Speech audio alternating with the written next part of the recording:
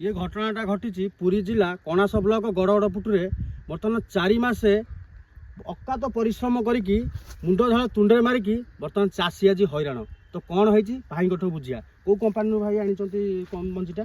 Nobel company मंजी आसला वर्षा मंजी ना Ravi Bengali कणास market मंजी आनी जो गोटा कहूँ 90 दिन रे फल हवा कथा से 25 ରୁ 30 दिन भितर कि से फल आसी जाए जहाँकि फल मु गोटे चाषी 25 ରୁ 30 हजार टंका खर्च करछि तार बर्तमान पे मूल्यहीन हो पड़ी।